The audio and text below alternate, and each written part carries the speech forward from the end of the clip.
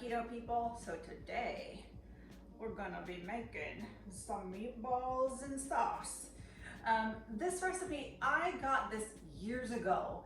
If you guys have watched the Food Network show Throwdown with Bobby Flay, there was a guy on there that did his grandmother's 100-year-old meatball and sauce recipe.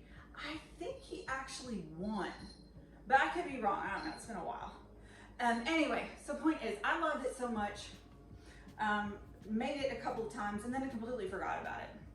Long story short, I'm just like, hey, we can have meatballs and we can have sauce, right? Except I kind of had to tweak a few things. Okay, so first off, in here, now it says a pound of ground chuck. Here's my thing, and I made slight differences, but this is my deal. So if you want to just do the pound of ground chuck, sure, go for it. I like a little bit of ground pork in mine. So I have a half a pound of ground pork and half a pound of ground chuck. Okay, and so to this, we're gonna add, sorry, I've got the notes here just because I'm never good with that. It's a half a cup of breadcrumbs. Well, of course, we can't have that. So I have, I put in the food processor some just original flavor pork rinds, half a cup of that. Why do I always end up not getting the big enough bowl for this? Anyway, oh, wash your hands also because we're gonna be getting nasty. Oh, preheat oven to 350 degrees. Hey, I remembered it this time. Okay, and oh yeah, this is gonna be so bad. And y'all know I hate eggs. And then it all drips all over the side here. I mean, I don't hate eggs, but I just do this. One, fast, 2, 3, 4 eggs. Boom, 2, 3, 4 eggs. Probably copyrighted. Probably shouldn't do that. Okay, 4 eggs, half a cup. They say whole milk, but guess what? Have almond milk unsweetened. So half a cup of that. This is gonna be nasty. And we have a third of a cup of finely chopped Spanish onion. Let me tell you, I finely diced these. I'm gonna tell you, this is a half a cup, so it's probably not so much. Good enough.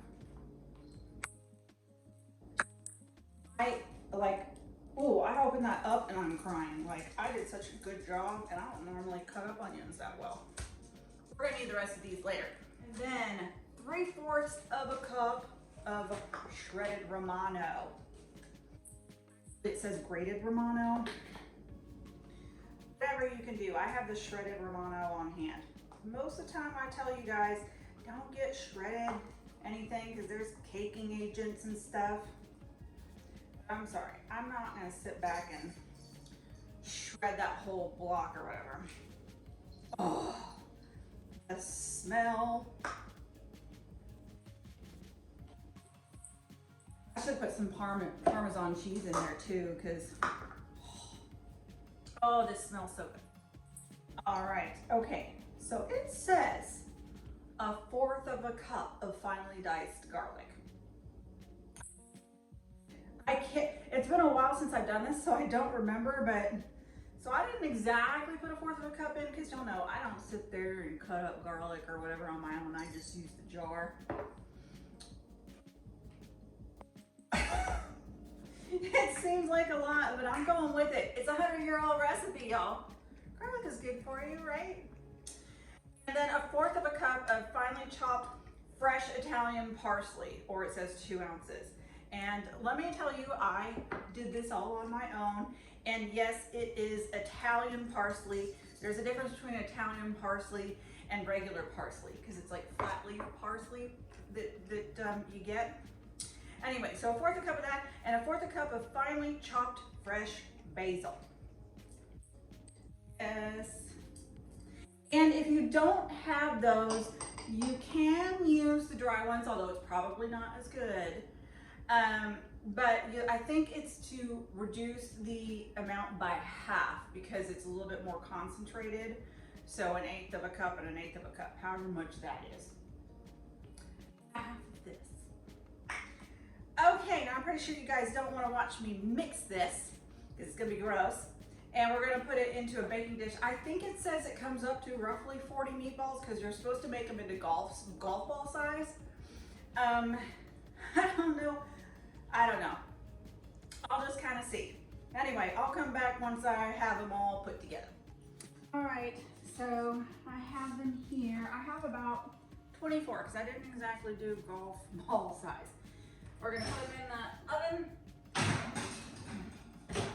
350 for about 35 to 40 minutes. Probably a little bit longer for mine considering they're a little bit bigger. Also, just note, this is a pretty hefty kind of carby thing because there's a lot of onion and tomato and all that kind of stuff in there. So really you want to have a good hefty amount of whatever substitute noodles that you're doing, and pour just like a small amount of sauce on there and a couple of meatballs, okay? So just note. Okay, so I'm halving this sauce recipe because I was not about to do a full one if it's just me. Okay, so for mine, it's gonna be 3 ounces of olive oil. We're not gonna put in the tomatoes yet. But it's gonna be for me, a Spanish onion finely diced.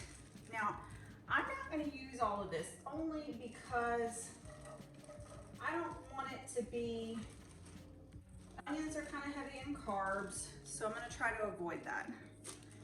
And then it's gonna be 6 cloves of garlic, which for this thing, it's gonna be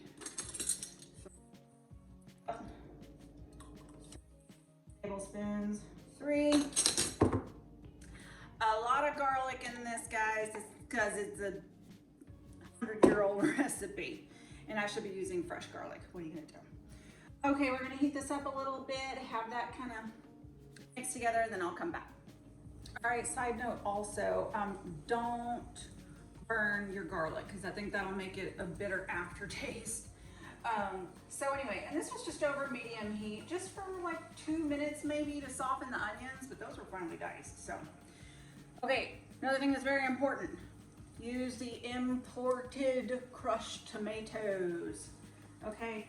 I'm using a 28-ounce can, but you guys are gonna be using the 2 of them. Depending, if you're doing this for family, if you're just doing this by yourself, go ahead and follow my stuff. By the way, I'll have all the actual ingredients in the box below, the description below. Okay, so we're gonna do a 1/2 teaspoon of salt for me. And then here's what it says too, this is funny. Some white pepper or black pepper. And believe it or not, I actually have white pepper. I swear, this costs so much money, so I'm so happy that I'm using it. 1/4 teaspoon of that, and then we're gonna let it simmer for about 20 minutes, and I'll come right back. Okay guys, so it's been 20 minutes. This has been simmering. I still have about another 15 minutes left in the oven, but I julienned some basil. So it says, you know, you're gonna remove this from the heat and then add some julienned basil. Ooh, pretty. We're gonna stir it up and then we're gonna wait on those meatballs, okay? So coming back. All right, so they are out of the oven. I put them on this wire rack. You guys don't have to, but you can clearly see, okay, maybe the little bit of extra Romano pushed out of it a little, and they're kind of more half meatballs. That's probably even better because then you can put your fork in them and stuff. So all you do is you put them in the sauce and just let them sit in the sauce. Obviously it's been removed from heat, so you want to turn it on just, you know, low and simmer it very lightly for about 10 minutes, and I'll come right back. Okay, so they've been simmering in the sauce. You can see right here, they're done. Okay, I'll bring these out, but I did already have something plated for the thumbnail.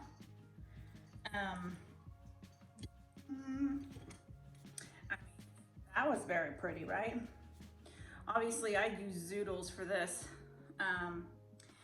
Anyway, I'm just gonna give this a little taste.